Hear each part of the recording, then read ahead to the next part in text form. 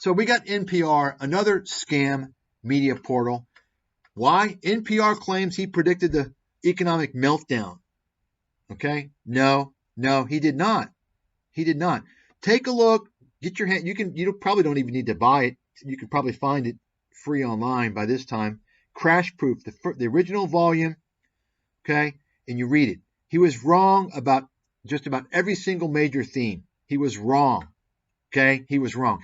Did he talk about, I want you to read that book and you compare it to mine. Just read the chapters I have. How I discuss in detail what's going on with Fannie and Freddie and securitization and the whole real estate market and how that's going to impact the stock market. Just that chapter alone. Okay? He didn't predict shit. Anybody can get on TV and ramble. And this is why Peter predicted it. Why did his clients get steamrolled?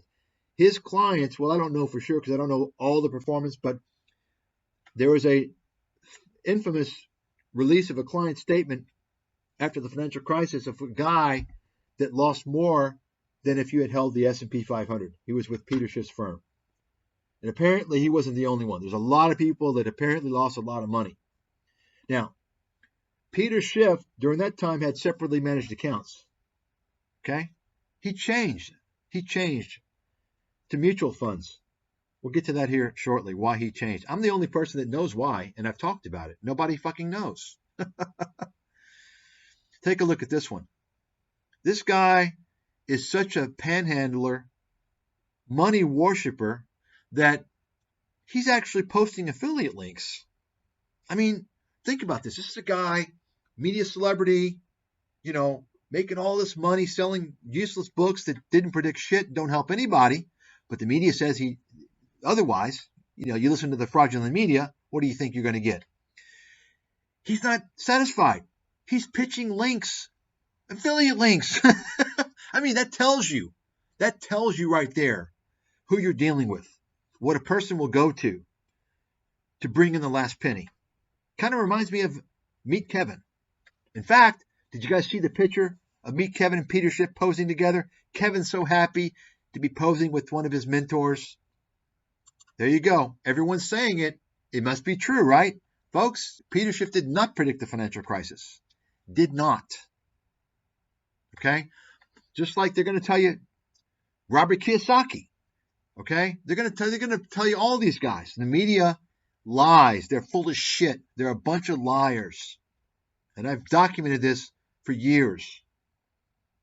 Somebody show me any of these guys predict the financial crisis. Show me the evidence. Show me the proof. Another claim of hyperinflation here. Yeah, this is the October 24th, 2009. What happened to inflation? Well, after Peter Schiff talks about hyperinflation, inflation we actually get to, very strong disinflation, almost close to 0%. And where does it go from there? Right? Hyperinflation, huh, Peter? Uh-huh. I've got so many of these charts. Here's Alex and Peter. Now, in this, you can see, this is one of the videos where Alex Jones is introducing Peter Schiff as saying he manages billions of dollars. Now, you can look at the records. Peter Schiff was managing maybe 400 million at the time or something like that. Okay, you can look it all up because I certainly did. You can't do that. That's fraud. Peter can't say, oh, well, he said it. Folks, you understand, these guys, they give them a bio. They give them what to say, how to introduce them. Even if Alex did not read a bio, Peter is responsible. He's responsible for correcting Jones. Say, well, no, I manage this amount. Many times he said this. For this alone, he should be kicked out of the industry.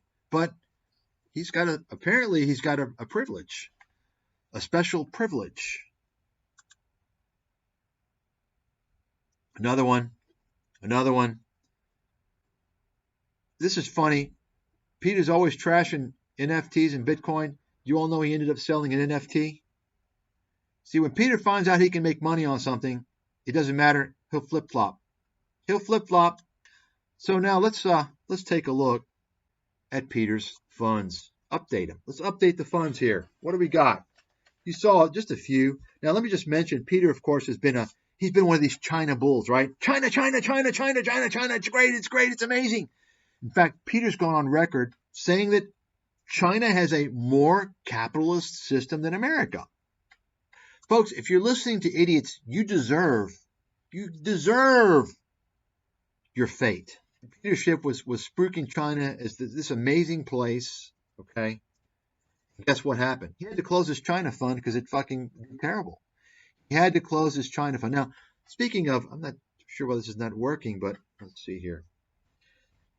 Now, Peter Schiff didn't always have mutual funds. He had separately managed accounts. You all know what that means, right? He had separately managed accounts. And I'm going to tell you something you've never heard before. I'm probably the only person that knows about this other than Peter. Not that others in the financial industry can figure it out, but they probably haven't thought about it.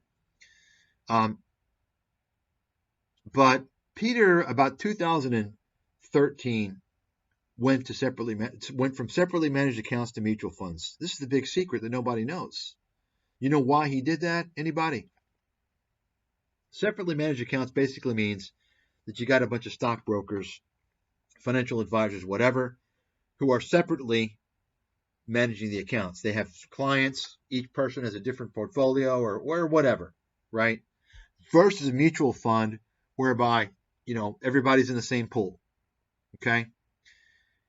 Here's what I believe, and I have evidence to back it up. I believe Peter Schiff went to from separately managed accounts to mutual funds to avoid a potential landslide in legal action, lawsuits, due to performance and suitability. Okay? That's what I believe. You see, what very few people know, and I can guarantee you nobody on fucking YouTube knows this, okay? Mutual funds, it's almost impossible to get sued. Okay? It's almost impossible to get sued if you're in a mutual fund. See that? It's actually pretty easy to get sued if you're in a separately managed account, especially if there's a suitability issue. Okay? So, and in reality as well, people can claim things, and if they claim, they can lie. And but a mutual fund, it's almost impossible.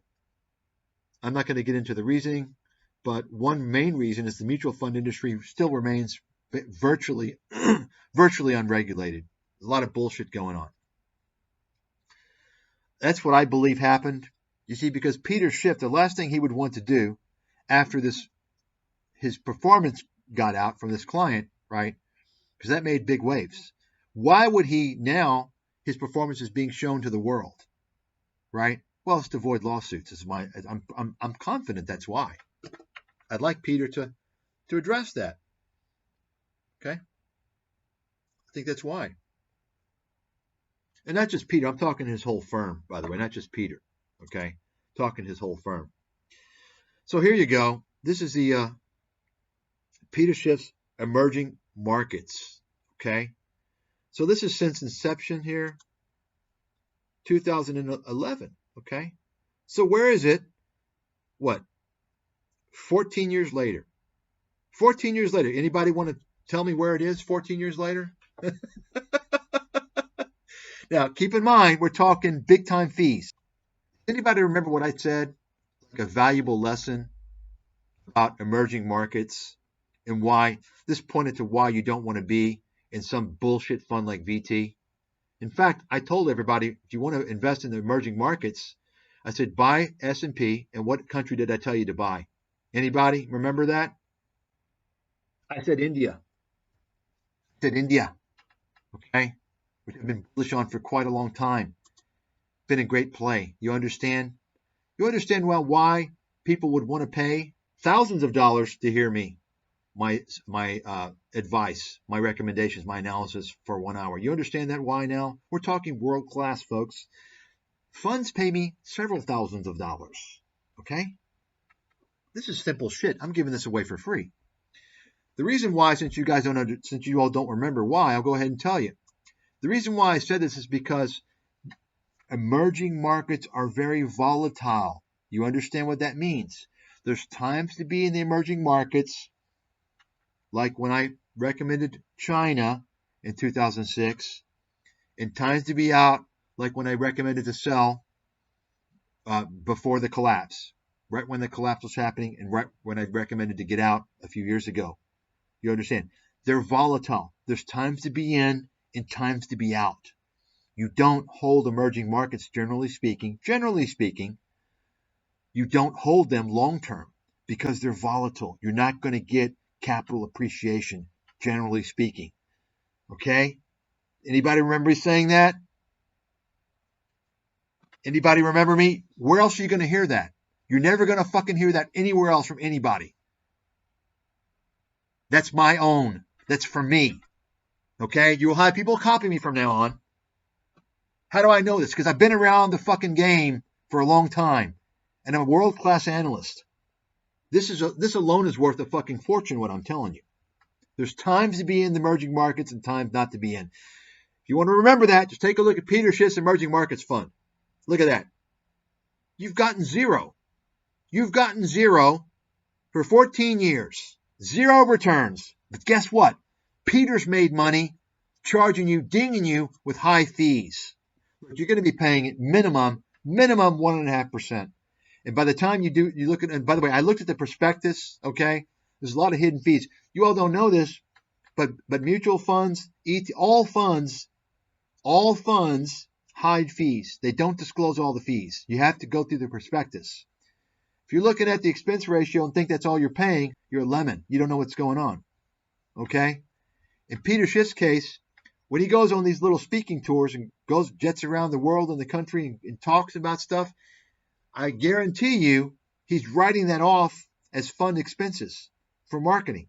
Guaranteed. I mean, Peter, come on, let's see. Prove me wrong. So take a look. Peter's made money. He's making 2% per year off the assets. You're making what? Nothing. Now, he's going to say, oh, well, you got to compare it to the appropriate MSCI index. Let's take a look what that would be, by the way, which is kind of bullshit. It's especially bullshit for Schiff's case, and I'll tell you why here in a second.